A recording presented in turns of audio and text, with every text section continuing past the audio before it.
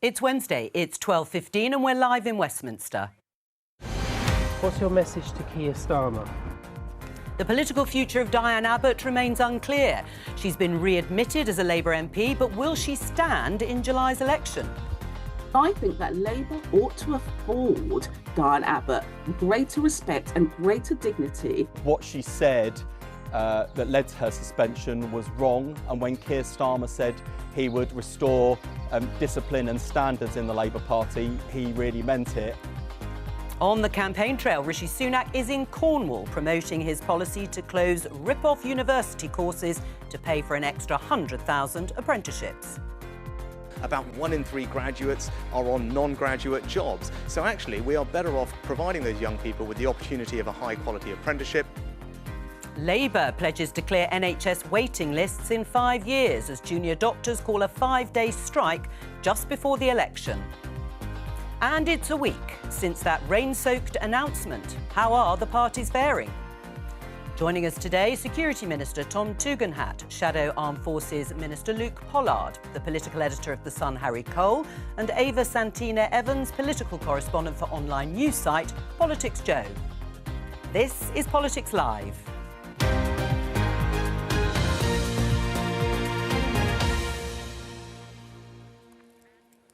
Yes, it is a week since Rishi Sunak stood in Downing Street in the rain and called that snap election. We're going to talk about the issues today that you saw there in the headlines, health and apprenticeships. But before we get to the substance of those policies and announcements, what have we learnt that's new about Rishi Sunak, Tom, in a week? Well, we learned he's got a tremendous amount of energy. He's been around half the country already, and he has demonstrated that he's up for a fight and he's taking the message to the British people.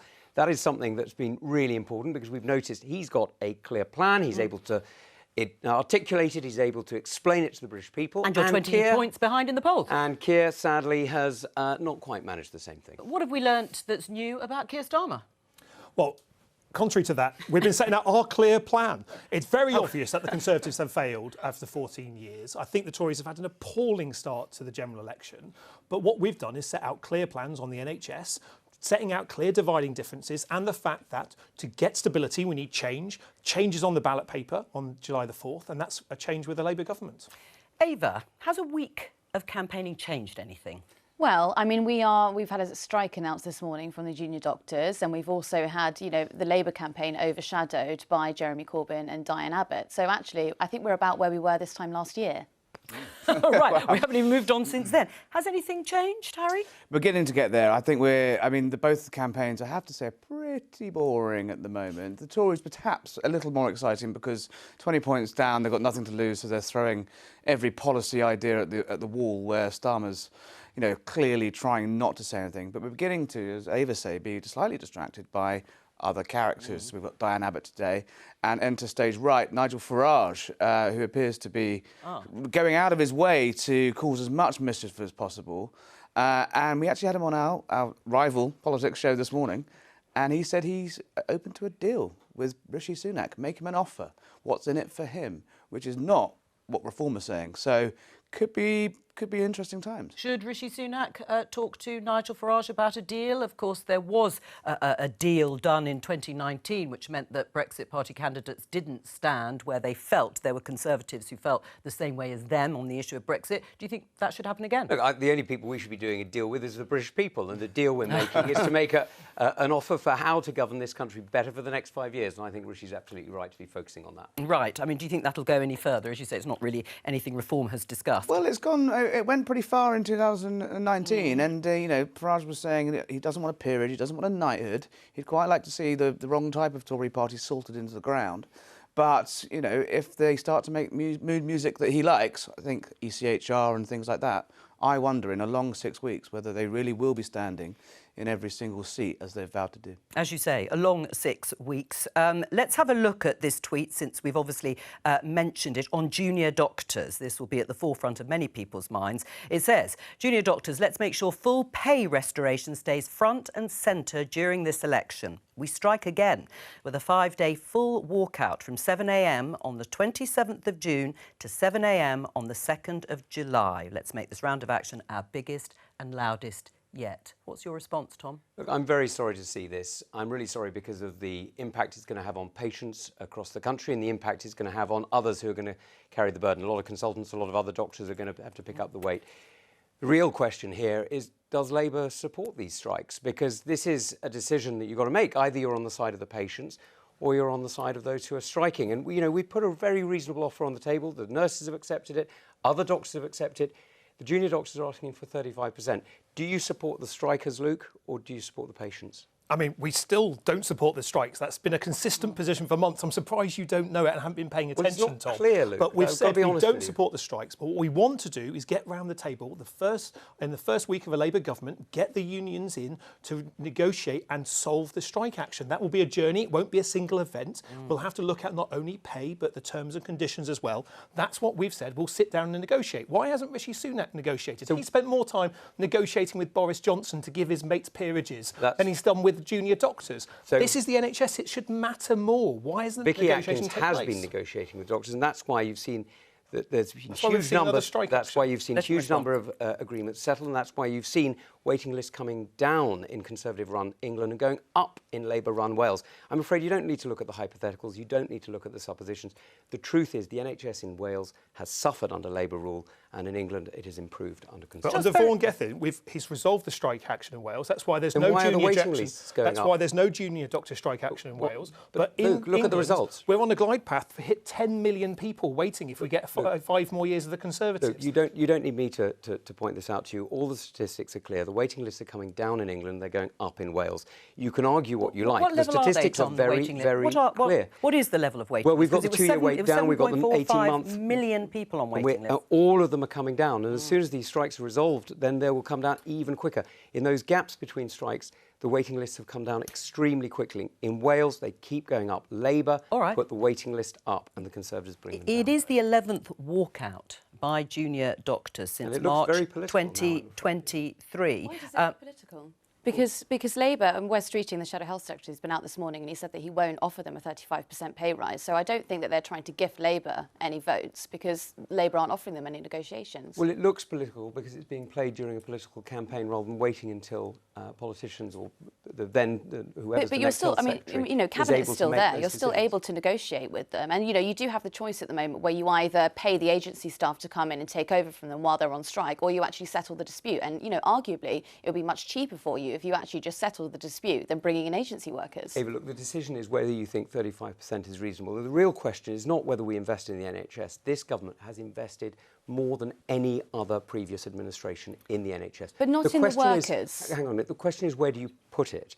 Because there's huge technological changes. We've seen the massive increase in technology driving to some amazing new drugs for MS care. There's one of my friends in Kent has just got an amazing drug. It's incredibly expensive, but it's really important in cancer care and so much else. The money's got to go in many different areas, and that's where the choice has to be made. All right. And you've got to look at the reasonable choice. Is 35% reasonable? And I think when you're talking to British workers who are not getting similar rises, you've got to look honestly at what the choices are. Well, that is the backdrop, certainly, to today and now the election campaign. The Daily Telegraph headline, in the midst of all this, the Shadow Health Secretary, Wes Streeting, I will outdo Blair to clear the NHS backlog. So Labour is promising that within 5 years of government, it would clear the backlog of people waiting 18 weeks for treatment. How will you do it?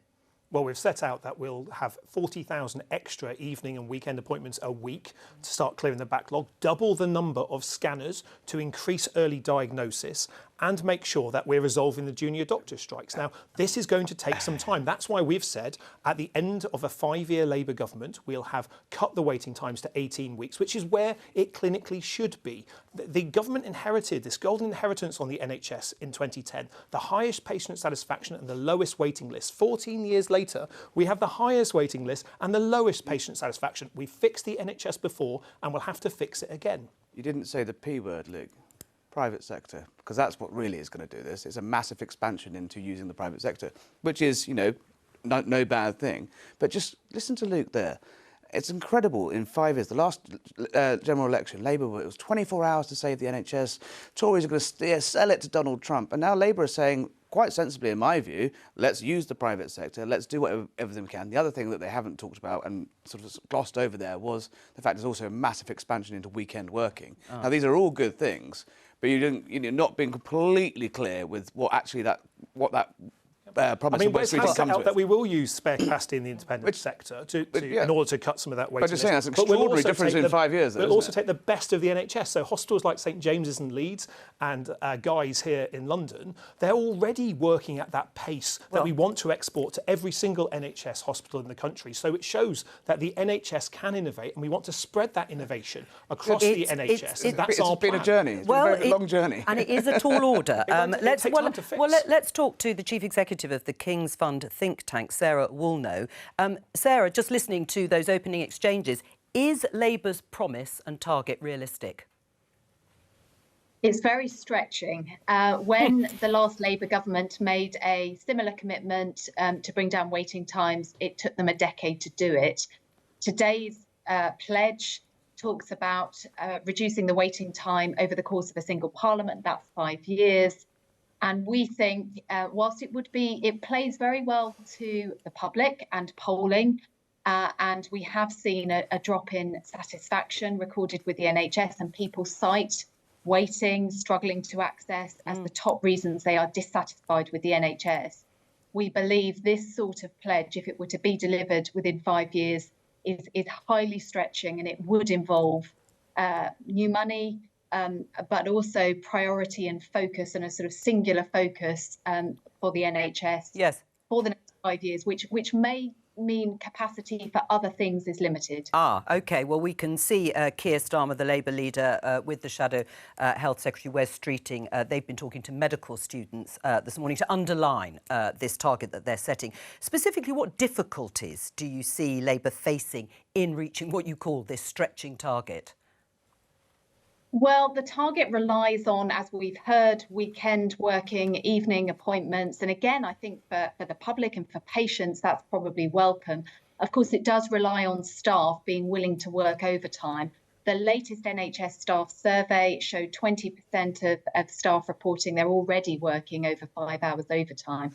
So we have got to ensure, at a time when we've still got industrial action going on, that we've got sufficient staff to fulfil this pledge. I think whoever forms the next government, trying to resolve industrial action very quickly is going to be pretty key to improving NHS performance. We've also got other things going on in our health and care system. As one example, we've got an 11.6 billion backlog in maintenance for our hospitals. We've got pretty crumbling estates in lots of parts of the country. And so sometimes actually that's a rate limiting step. You can't do more activity because the facilities don't allow you to do so. Sarah, stay with us if you can. Luke, where are you going to find the healthcare staff to work evenings and weekends to cover the 40,000 extra shifts a week? Well, we've also set out as part of our plan the biggest expansion of NHS workforce in the history. And how long will that take? Well, it's not going to take on be able to deliver it on day one. That's why we've set out our ambitions for a decade of recovery, and that's why Keir and Wes... This pledge is the first term of a Labour government. And that's why the steps that Keir set out just before the election call, the first steps, was the things that we'd do immediately on getting into power. This sets a clear objective at the end of the first 5 years of a Labour government that waiting times will be reduced to 18 weeks, which is where they should be. Right, and if you haven't cleared that backlog, and you've said it is a key pledge, it's a contract, if you like, with voters, would you expect to be voted out? I mean, if you break this pledge in the sense that you think this is core to what you're doing, would you expect then to be voted out? Well, we haven't won this general election, let alone the next one, Joe. But your optimism is welcome there. But we want to see the NHS fixed because, look, the NHS is crumbling. We've got a crisis in the NHS. It's not only in hospitals, but in GPs and dentists as well, mental health care. The NHS is in a really awful state after 14 years. And so I don't think 5 more years is going to change that to fix it. It's only going to make it worse if we have a Conservative government re-elected. We're on a trajectory to 10 million people waiting for NHS care. That's far too much. That's why we've got to get on top of it. But we're only promising at this election what we know we can deliver.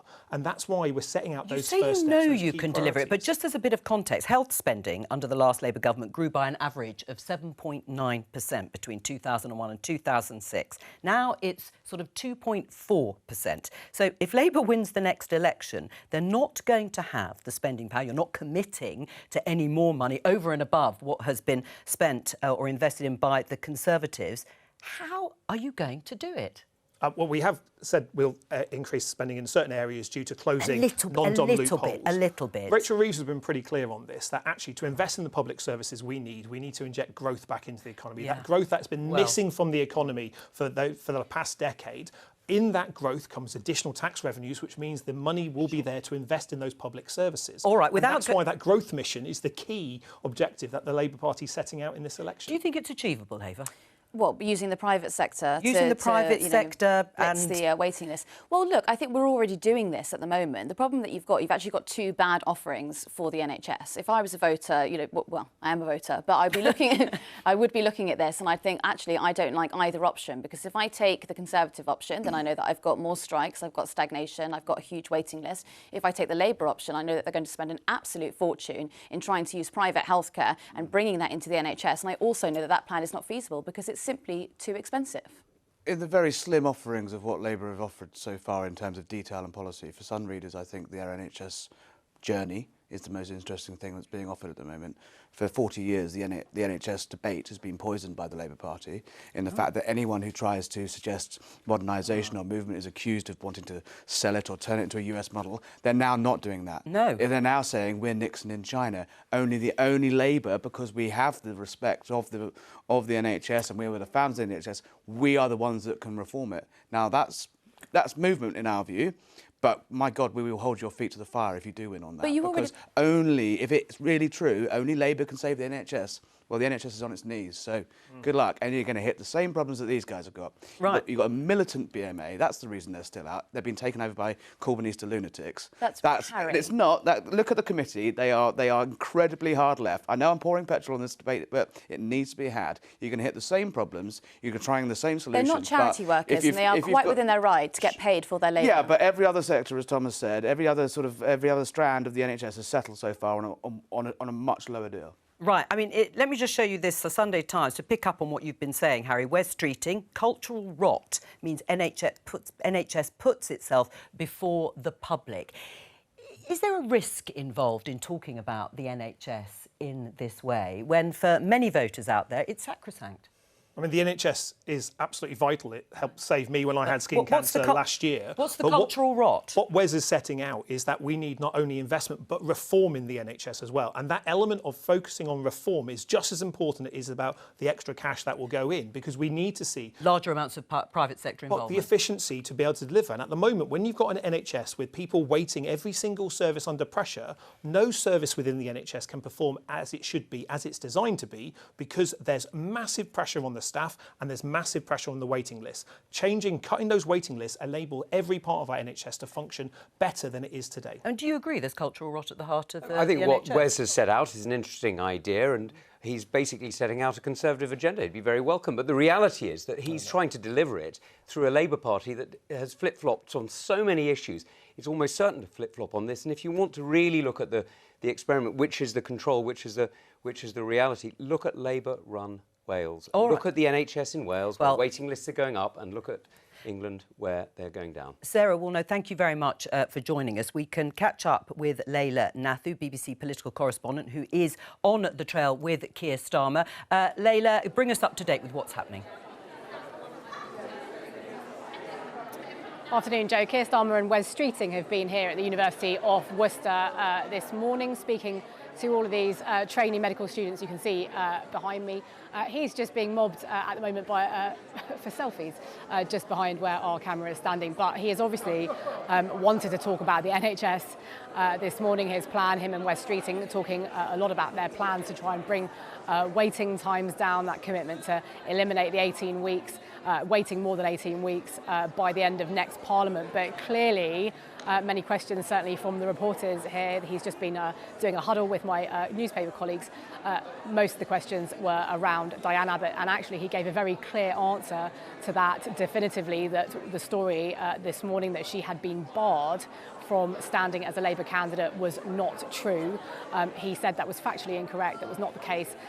There was still a process that the NEC was going to, and he didn't answer questions about where those briefings had come from, or further questions about the handling of this situation. But I think it's fair to say he wants to draw a line under it. I mean, that is at odds with what Diane Abbott told us initially this morning, that she had said she had been barred. She then subsequently referred to the reports that she had been barred in her tweet. But Keir Starmer very definitive that she had not been and that no decision had been taken. Leila Nathu, thank you very much for bringing us up to date. Well, let's talk about Diane Abbott because she tweeted this earlier today. Naturally, I am delighted to have the Labour whip restored and to be a member of the Parliamentary Labour Party. Thank you to all those who supported me along the way.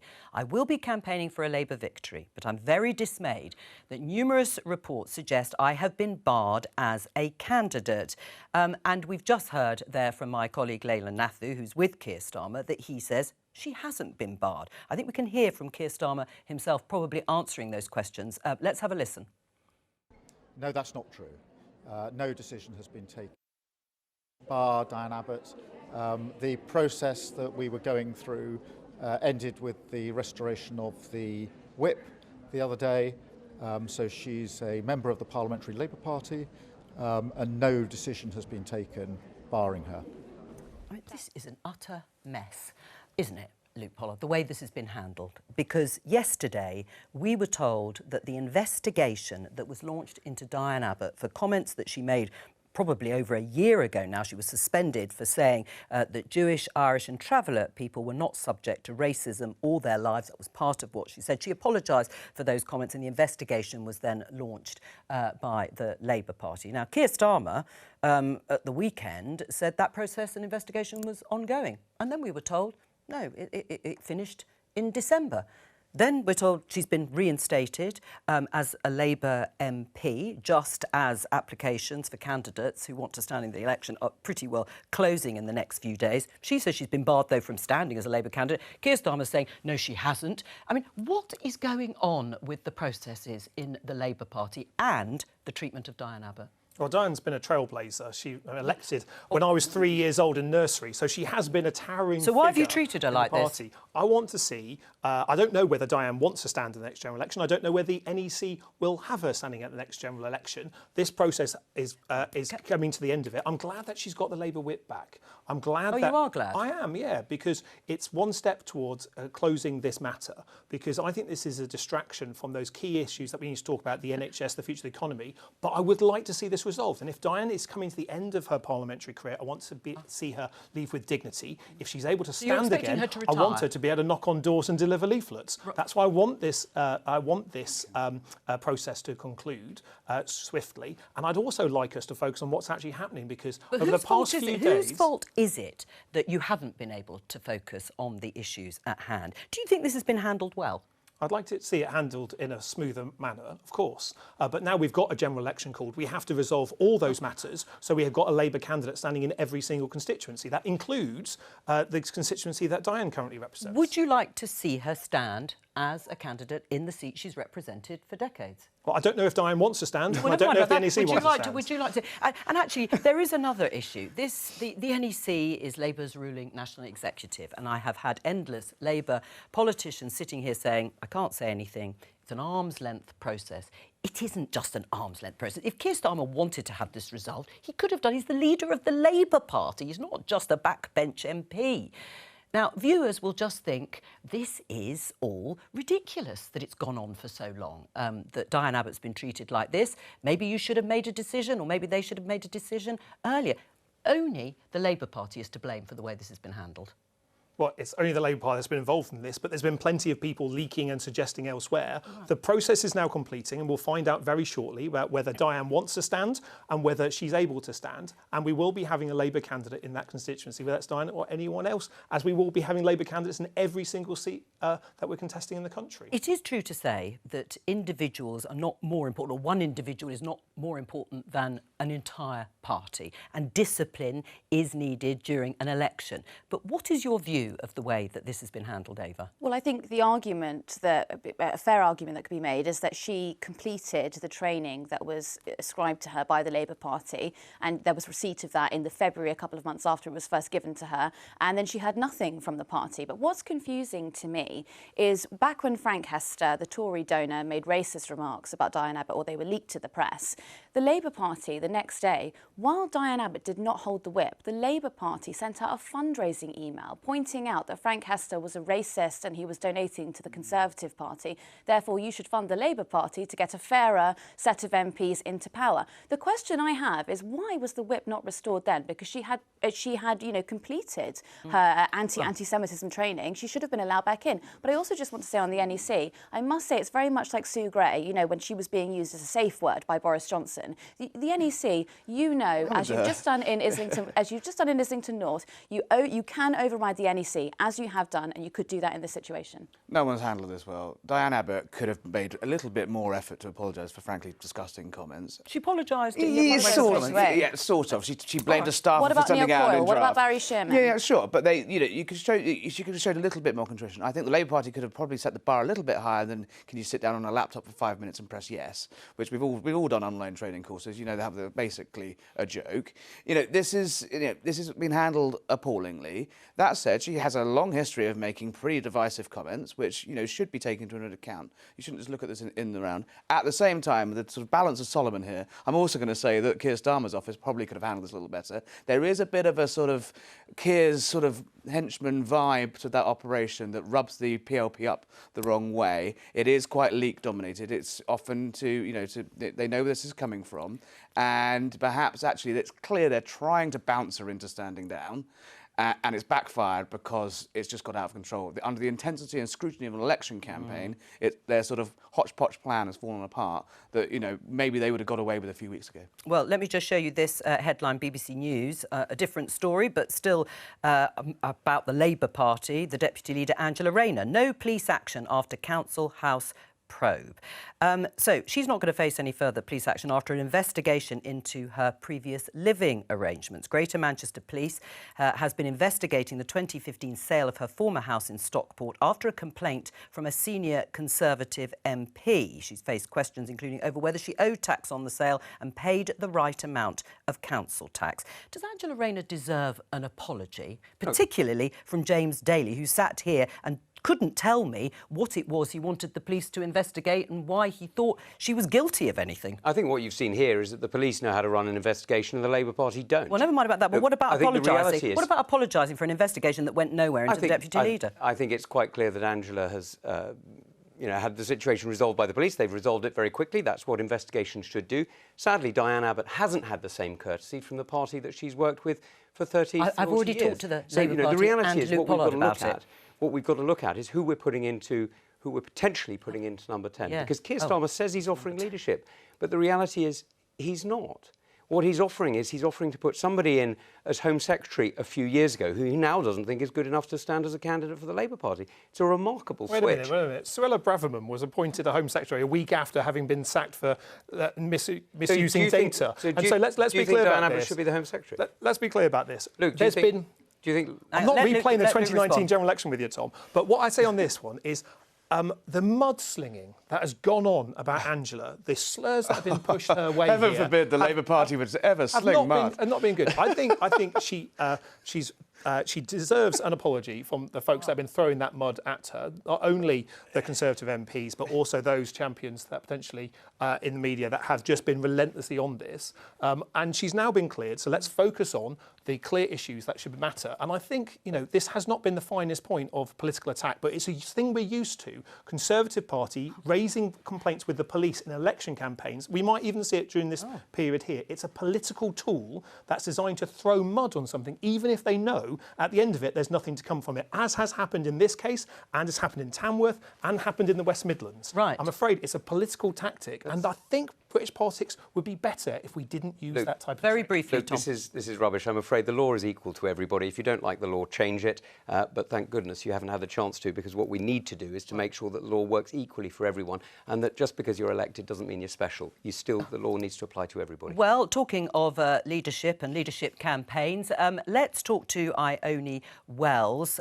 She is on the bus, or has been on the bus with Rishi Sunak, and a little earlier she reported this. So we are on the election campaign trail today with the Conservative Party. We're now on the campaign bus, but we were on the sleeper train overnight with the Prime Minister from London to Penzance. He was off to Cornwall to meet some new apprentices at Great Western Railway. This is part of this announcement today by the Conservative Party that they're going to get rid of some degrees they don't see as high value and replace them with what they describe would be 100,000 new apprenticeships.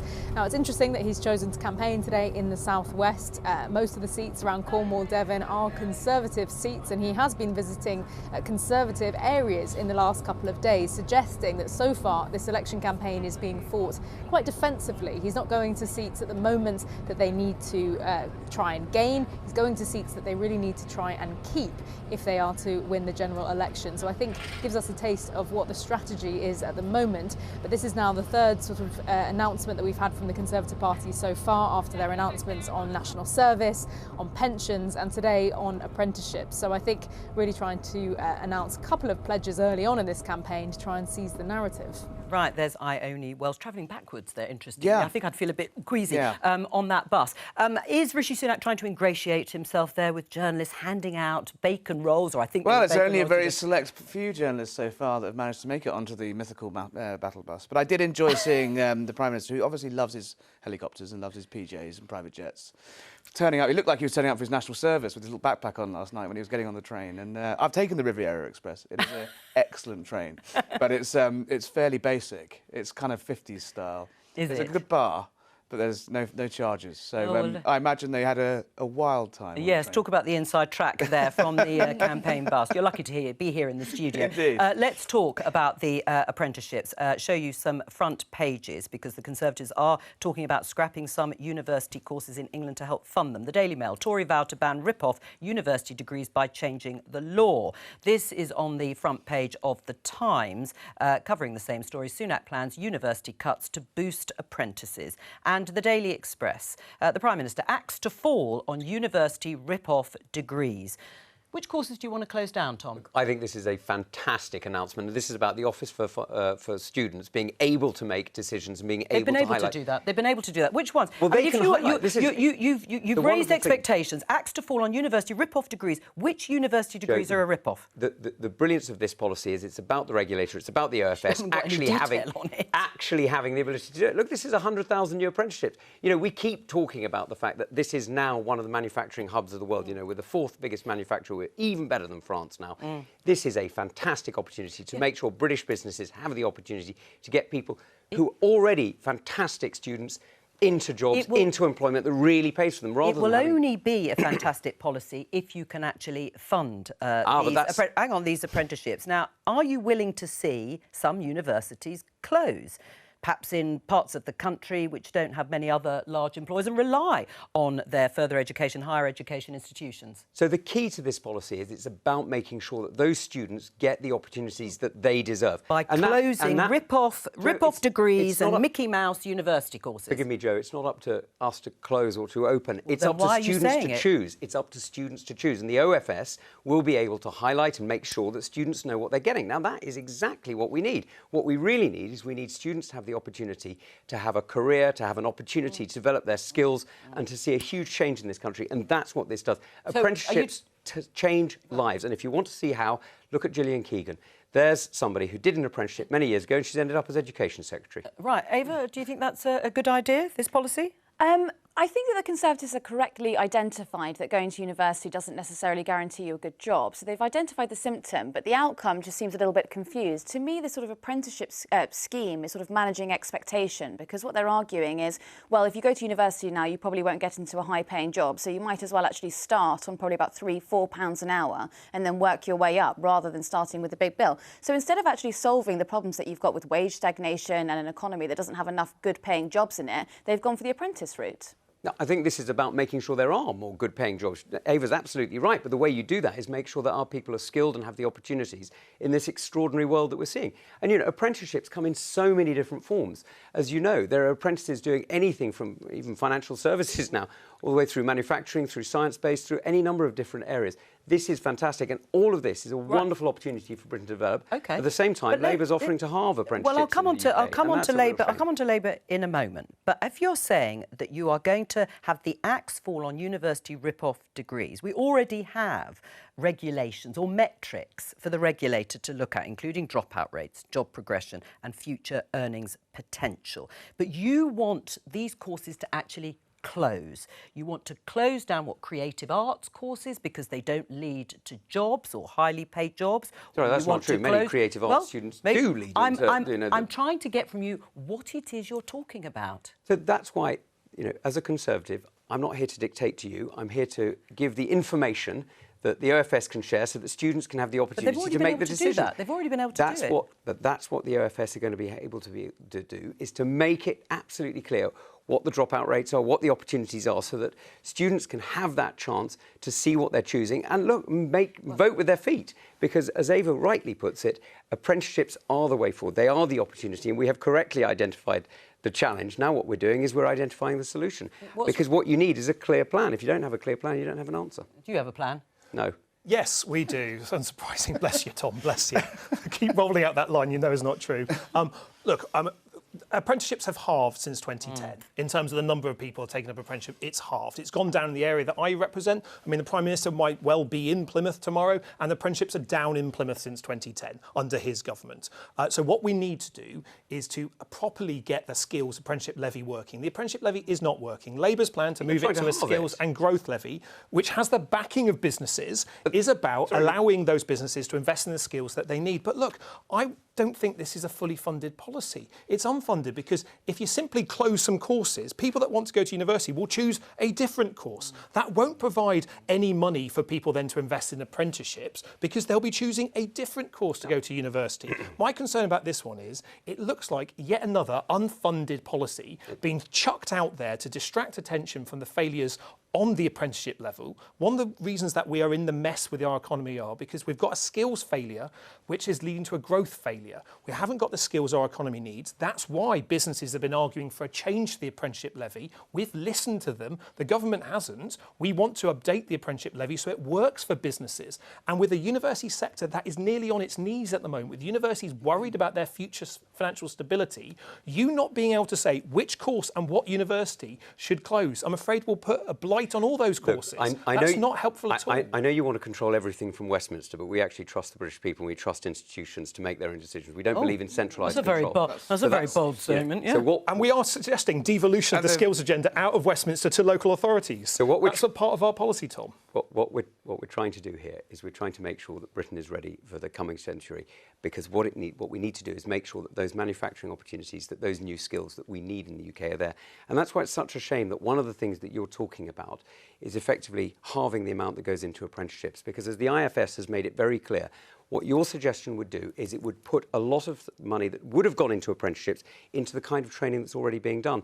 And that's a shame because it takes opportunities away from young people in order to support the interest. That's not what the businesses are saying, though, Tom, is it? The apprenticeship levy's been failing since it was largely introduced. They want to be able to use that apprenticeship levy, not just for apprenticeships, but for reskilling and other bits of training. Apprenticeships have halved under your watch. All right, we need more of them. This will deliver them. Let me bring in Harry, because there are lots of things that you could talk about the funding model of universities, because I think the question is, will tuition fees increase in England after the next election? They've been frozen since 2012, and universities are saying they must increase because they can't afford to keep universities going.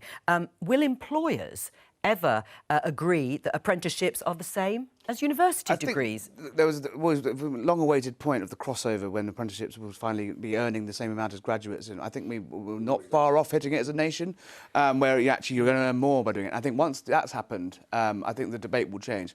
As a proud possessor of one of these namby-pamby humanities degrees, nothing wrong with those, who managed to find a job I quite like, I'm going to probably sit this one out. I'm more concerned about the funding model of universities in the fact they are hugely over-reliant on foreign students, which is then, as we've seen, seen it, about as we've seen it, yeah. immigration. I'm much more concerned about the amount of foreign students coming in than I am about the amount of British kids going to university, because those funding models are built on sand, and it's, as we've seen, the evidence all shows that it's a backdoor to Britain. The graduate route is a way of staying in this country, come here as a student, George pay Osborne, for the the student. former Chancellor, says it's a great British export, and we should He would be say that. He supporting created it. Yes, but you know, and it's fantastic for the economy. But this is an immigration argument at best, because it's also about training up quote unquote British workers to work into apprenticeships, and also reducing the number of students who are coming here to take university places. Right, let's talk to Joe Twyman, because he is the pollster, co-founder and director of Delta Poll. We started the programme talking about how the parties are faring. Hello to you, Joe. Just before we go to you, I'm just going to show the BBC's election 2024 poll tracker, if we can get it up there. And you can see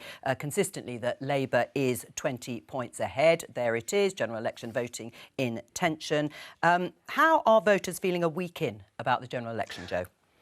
Well, to quote a previous election campaign, nothing has changed. All pollsters, regardless of method and company, have shown no significant change since the election began, at least so far. At Delta Poll, we have Labour with a 22-point lead, and that is slightly higher than some, lower than others. The Conservatives on 45. So Labour on 45, the Conservatives on 23, and that is exactly where those parties were before the election was called a week prior.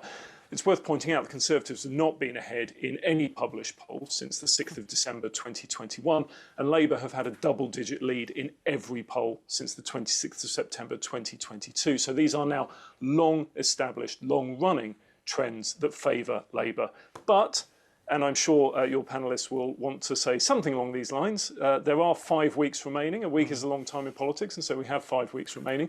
And it may be that some people are still to make up their mind and perhaps not even paying that much attention. But it will take a change beyond anything we have seen in an election campaign before to change the overall result. Right, so on that, what is there still to play for? Is it all about undecided voters, floating voters who haven't yet really got stuck into this election campaign? Well, as I say, that is part of it. But if you look at the underlying data, you see the difficulty that Conservatives are in beyond simply voting intention. When you look at leadership, the gap between Keir Starmer and Rishi Sunak has never been larger. We have Starmer on a net rating of +7. That's 7% more people think he's doing a good job than a bad job. And that may not sound great, but by historical standards, it's pretty close to a David Cameron or a Gordon Brown. And Rishi Sunak is a long way behind on -37. So a big gap on leadership. And then crucially, the all-important issue of the economy. Only just over a quarter, 28% of respondents believe that when compared to Labour, the Conservatives would be the best on the British economy. Right. Labour has a 19-point lead, and that number has not changed pretty much since June 2023. So how you convince those don't-know voters, given how poor the underlying data is a big question, because it's never been the case that a party has come from behind on leadership and on economic management to win the most seats at a general election. It hasn't happened at any of the previous 8 general elections I've worked on as an analyst, or any of the ones before that, and I doubt it will happen in this one too. Joe Twyman, thank you. Are you an optimist, Tom? I am, yes, absolutely. You'd have to be, wouldn't you, listening to that? I mean, what can you do? Not you personally, but what can be done to reverse those figures? So I think what we've got to do is we've got to take the message out and we've got to hold Labour to account for what they're saying, or rather not saying. They're saying any number of different things in any number of different directions. We've heard Keir going all over the place. And what we've got to do is set out the clear plan that we've got, because the clear plan we've got has reduced inflation. It's seen growth come back to this economy. It's seen us the fastest, or one of the fastest growing economies in the OECD, and it's seen waiting lists coming down. And all you need to do is compare to Scotland, where waiting lists to Labour-run Wales, where waiting lists are going up. You mentioned Labour-run Wales. Indeed Scotland, where SNP are also doing very badly. But, you know, there are huge numbers of comparisons to make, and that's what this election is about. Because Luke, let me get to Luke, because we've literally only got sort of a few seconds left. It's yours to lose by the looks of it when you just look at the polling data, but there is still those undecideds. There's still people that are making up their mind. There's no complacency from Labour's side. We want to win every single vote. Well, we're putting our effort in the places where we need to win, and we're going to continue setting out what our clear plan is to get growth back into the economy, to rescue the NHS, and make sure that we can do politics in a better way than it's been done for the last 14 years. Well, a week in, not much has changed. Oh no, we've run out of time. There are only 10 seconds. You escaped the question of predictions before the end of the programme. I'll be back tomorrow with more Politics Live at 12:15 here on BBC Two and on the iPlayer. Thank you to all of my guests. Bye.